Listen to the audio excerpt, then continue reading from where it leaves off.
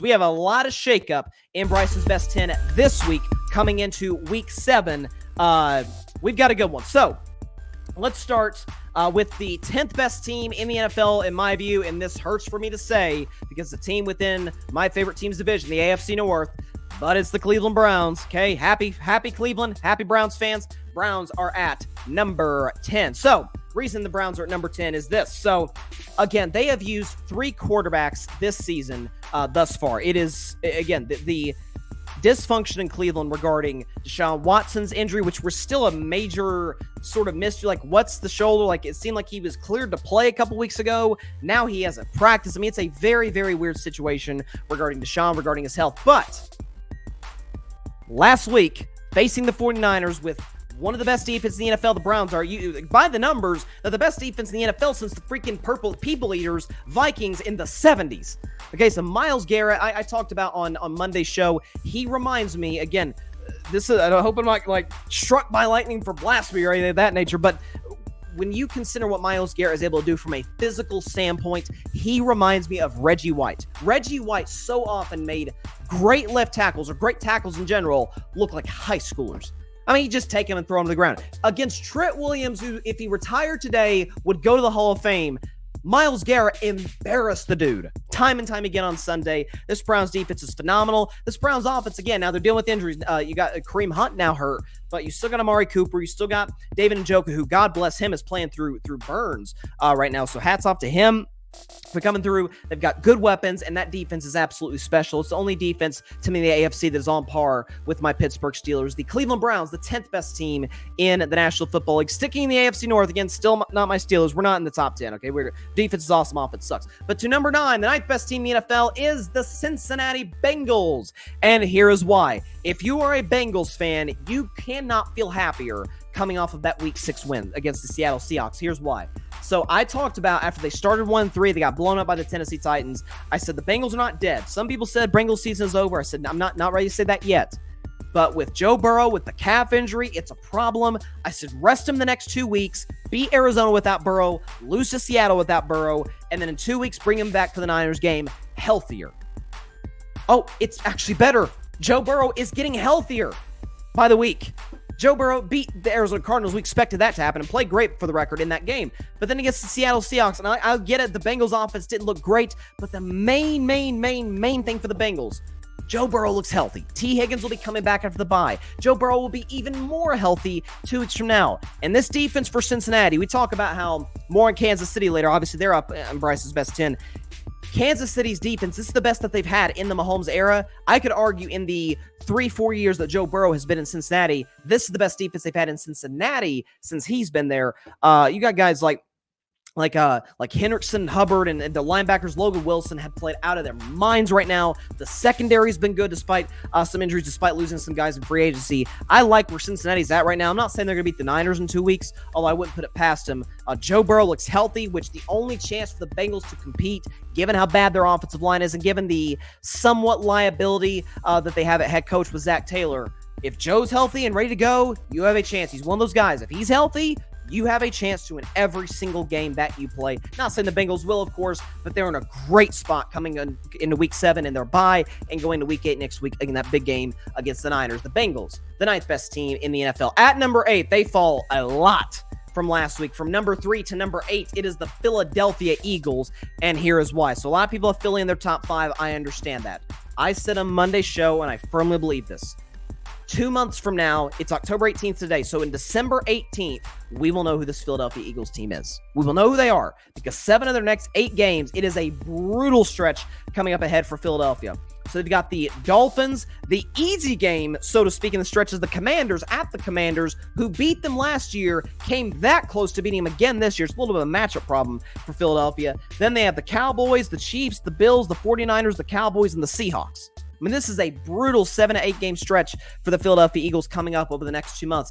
If they're able to get out of that stretch 5-3, 6-2, book it. They're going to be a team that competes for a Super Bowl, for the NFC title at the very least, and probably win their division over Dallas when it's all said and done. But Jalen Hurts is not playing good football. And I love Jalen, through the first 6 games, he is objectively playing bad, turnover-prone football, 7 picks, 1 fumble loss through the first bit of the season. This running game for Philadelphia, they kind of abandoned it against the Jets, which was weird. DeAndre Swift only with 10 carries. Lane Johnson's hurt, which is a big concern for them. And this defense, I keep saying this, the back end of this Eagles defense, and if they play a great quarterback, it can be had. It can be exposed. And they play some great quarterbacks to the stretch. They play Tua, Dak twice. They play Josh Allen. They play Patrick Mahomes. They play Brock Purdy. I don't think Geno Smith's a great quarterback. He's a darn good one. And all these teams, most of these teams at the very least, have excellent wide receiving cores. Eagles in a little bit of trouble, but I still have to give respect to the roster. I still believe Jalen can turn around, and I still love Philadelphia's offensive line and running game. The Eagles, the 8th best team in the NFL. At number 7, it is the Jacksonville Jaguars. Duval, I believe this might be their highest or second highest ranking on Bryce's best 10 this season. The Jacksonville Jaguars are the 7th best team in the NFL, and here's why. Trevor Lawrence, everybody overreacted after the first 3 games. Oh my God, his numbers aren't great. And yeah, that's because the receivers had a bad case of the drops. Through the last 3 games, this 3-game winning streak for Jacksonville, their offense has been sensational. Scoring, over 30 points on a relatively consistent basis. Trevor's playing outstanding football. Travis Etienne is arguably the best player on the Jags offense, minus if you take Trevor Lawrence and put him to the side. And what I love about Jacksonville, and I love Doug Peterson, I think he's an excellent coach. What I love about Jacksonville is this defense seems to be finding its way a little bit. Okay, the secondary is playing good opportunistic football. They're taking the ball away. They're getting to the quarterback consistently against a decent Colts offensive line on Sunday. And again, divisional familiarity, they consistently got to Gardner Minshew. This Jags team, I said before the season, I had Trevor as my MVP and the Jags losing to Kansas City in the AFC Championship game. I don't know necessarily about Trevor winning MVP, although I'm not going to move off that because I don't think there's a clear favorite today. I think Trevor can swoop in and kind of take that lead sooner rather than later. But I love what this Jacksonville team's at. It's got youth defensively. They're hungry defensively. They're getting better every single week, which is a big plus for them. And this offense, Calvin Ridley, Travis Etienne, you've got Zay Jones, you've got Evan Ingram, and you've got Trevor Lawrence, man, in the ship, man. You're always in a position to win football games every single week. The Jaguars, who are going to play tomorrow, and I'll predict their game in just a second against the Saints, are the 7th best team in the National Football League. At number 6, they only move up a spot despite their win. It is the Dallas Cowboys. They still are not in my top 5, and here is why. So I picked Dallas to get to the Super Bowl and lose to Kansas City before this year started. I said I thought this defense would be among the best in the NFL. In some metrics, it has been, but there's some red flags regarding Trayvon Diggs' injury. Micah Parsons has a bad tendency, despite how great he is, to kind of disappear in some games. The secondary without Diggs has gotten exposed a little bit, and I do not love their linebacking cores whatsoever. I think it's the weakness of their defense. Offensively, offensive line ain't great. Aside from CeeDee Lamb, Brandon Cooks, their receiving core is incredibly limited. And Tony Pollard simply, in his defense, he's coming off of a brutal injury coming off of last year's playoff run against the 49ers. But Tony Pollard has not been that great through the first part of the season. And Mike McCarthy has not been the upgrade that I thought he would be at play calling. But CeeDee Lamb is spectacular. He's one of the 10 best receivers in the sport. Dak Prescott, who had one of the best quarterback games of 2023, was awesome against the Chargers, given the circumstances. Just in general, even minus the circumstances, played excellent. Dak's one of the 10 best quarterbacks in the league. Micah Parsons, one of the 5 best defensive players in the league. I could see Dallas being aggressive and maybe going after a receiver to kind of shore up that unit in before the trade deadline, potentially going after a corner as well. You can't fill Trayvon Diggs' place. He's an elite player. There's a reason he's making as much money as he's making. But to put opposite Trayvon Diggs, put Deron Bland back in the slot. He's played well on the outside, so maybe you take a nickel corner, you trade for a nickel corner to put on the inside on the slot guys. But Dallas says, listen, they're 4-2. They're going to buy. They've got momentum. Defensively, they certainly have the upside there. Offensively, it's literally Dak or bust in a large sense. And last week, it was Dak. Like, he was spectacular against the Chargers. But for that reason, I only put the Cowboys up 1 spot from where I had them. I guess, again, 6 games in, it's not as good of a team as I thought it'd be, but I did know their 3 best players, Dak, Lamb, Parsons, would all be great. They all are. The Cowboys are the 6th best team in the NFL. To the top 5, at number 5, they do not move a spot at all. It is the Miami Dolphins. So I know Miami, obviously, they blew out the Carolina Panthers on Sunday. Some have had Miami higher up on their power rankings list, or top 10, whatever the case may be, or their tiers, wherever they got them. I've got them at 5. So again, following that blowout loss to Buffalo, which did raise some red flags, particularly in the defensive side of the ball, I said, look, these next 2 games, they're going to get right. They're going to get their momentum back. They're going to blow out the Giants at home. They're going to blow out the Panthers at home. They did both. Now, I did stupidly take the other teams and the points. I was wrong on both. Carolina got off to a 14-0 start. So again, I do think there's some legitimate concerns defensively. However, Jalen Ramsey ahead of schedule, as most great athletes in their prime are coming off of serious injuries. It looks like Jalen Ramsey should be back sooner rather than later. Tua has been statistically the best quarterback in football this year. He's been accurate. He's been on time, on target. Mike McDaniel's in the running for Coach of the Year, and Tyreek Hill's been absolutely, well, Tyreek Hill. He's the cheetah. He's the best receiver in the sport right now with respect to the injured Justin Jefferson. I love Miami's weapons. I'm really skeptical about Miami's defense. Can they get it right? We'll see. They've got the pieces to, and they've got, I think, the coaching to, but this Dolphins offense can score in any defense in the National Football League. If they face Cleveland, I don't know if the Dolphins face the Browns this season, but listen, I like where they're at. They've got a big test coming on the road at Philadelphia, but that's a bad secondary, a bad back end of the secondary, at least the middle of the secondary regarding their safeties. Tua and Tyreek and Waddle could potentially expose that. I like where the Dolphins are at right now. They're absolutely one of the best teams in the AFC. Matter of fact, I think they are I think they're in that discussion to potentially be the best team in the AFC if you take out if you take out the Kansas City Chiefs. I love where the Dolphins at. To me, right now, they are the 5th best team in the National Football League. If we move now to number 4, the 4th best team in the National Football League. Again, this hurts to say because it's an AFC North team, but I love what I've seen from them through the first 6 games. The 4th best team in the NFL is the Baltimore Ravens, and here is why. So a lot of people overreacted after that loss to my Steelers, which I'm glad we got the win. Pittsburgh, stand up here. Great, come off the bye week. But listen, as a Steelers fan, I can objectively say if Baltimore catches 3 or 4 of the 7 passes that they dropped, they beat my Steelers. Lamar was awful in the final 4 minutes of that game. Great through the first 56 as his receivers couldn't bail him out. This week against the Titans, Lamar put on a clinic. Okay, Lamar, in terms of rushing the football, accuracy, throwing the ball down the field over the middle and in short yardage situations. This Ravens defense looks better and better by the week. I understand they played an offensively limited Tennessee Titans team, but they seem to pick on the bad teams. And even, by the way, Lamar against the Browns defense that completely held the Brock Purdy and the Niners offense in check. Lamar Jackson went up and down the field in that defense, on the road for that matter. So Lamar's in a great spot. Lamar is one of the best quarterbacks in football, flirting with top 5 territory. This Ravens run game, as it consistently is, even with the change in OC, is good. They seem to be kind of finding their offensive identity, which can be a bit of a struggle through the first month and a half whenever you have a new offensive coordinator. They seem to really be finding a good balanced offensive attack. And defensively, the Ravens, that's their brand. They always have great defenses.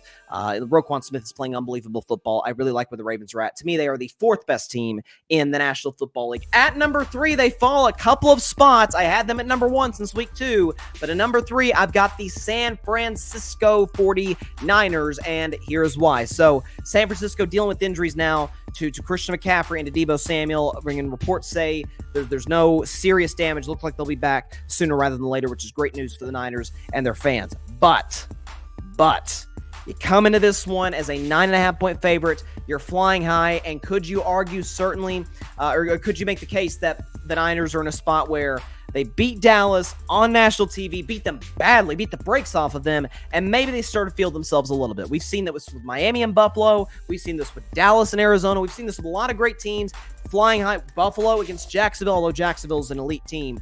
No question about that. But we've seen teams kind of get in over their heads. You could argue that's the case with the Niners. Brock Purdy had by far his worst game as a pro against the Cleveland Browns defense. Again, a lot of credit goes to Cleveland in that regard, but they struggled to run the football after Christian McCaffrey went down. Defensively, they were bad situationally late game against P.J. Walker. No disrespect to P.J. Walker, but we're not exactly going to mistake him for an elite quarterback or even a starting quarterback. Again, no Nick Chubb, no Deshaun Watson. Again, I'm not a big Deshaun guy, but he's better than P.J. Walker. No key offensive pieces, no right tackle Conklin. So they were missing some key offensive pieces in Cleveland, and still, they beat the Browns. Again, they were the better team. They beat the Niners, or Browns beat the Niners rather.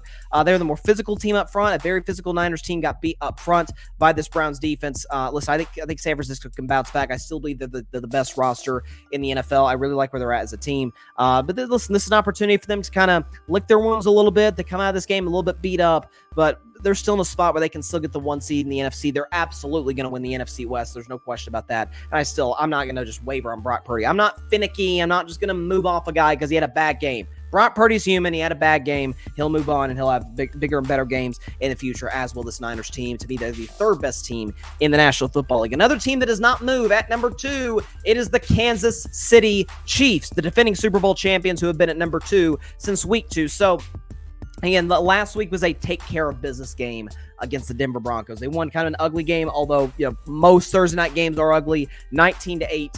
This Kansas City defense, again, has not given up more than 20 points in any of their games this season. You say, well, Detroit scored 21. Yeah, 7 of those came off of Patrick Mahomes' pick 6 in week 1. So this Kansas City Chiefs defense is unbelievable. Again, it is the best in the Mahomes era. The Chiefs, by the way, today traded for Mecole Hardman, bringing Mecole Hardman back. We know the success he had with Mahomes, so he's familiar with that offense. He's familiar with Andy Reid. He's familiar with Mahomes. You add him back with Taylor Swift's boyfriend, who's an excellent player. We know, no question about that. This Chiefs offensive line is one of the best in football, but this defense, man, just week after week. I know it's Russ and the Broncos offense, and you maybe put a little asterisk next to it. But listen, Russ actually had some pretty good games against Kansas City last year, some rare good games for Russell last year against Kansas City in what was an awful season for him. But this Chiefs defense, this Chiefs secondary is amazing. The props of Brett Veach, the general manager in Kansas City, for hitting on all those picks. This pass rush is good. Chris Jones has been an absolute monster since coming back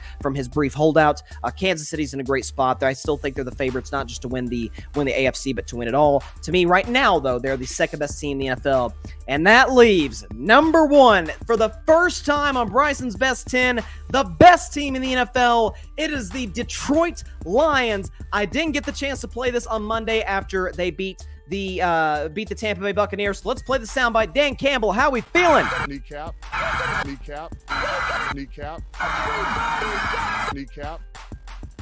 Man, I'll tell you what, I'm loving what I'm seeing from the Lions right now. I have believed in this team to get to the conference title game since before the season started. I don't know what there isn't to like right now. So the main concern from those who might have been skeptical about the Lions, they would have said, hey, this Lions offense is one of the best in football, sure, but we don't trust them defensively. They had a bad year last year.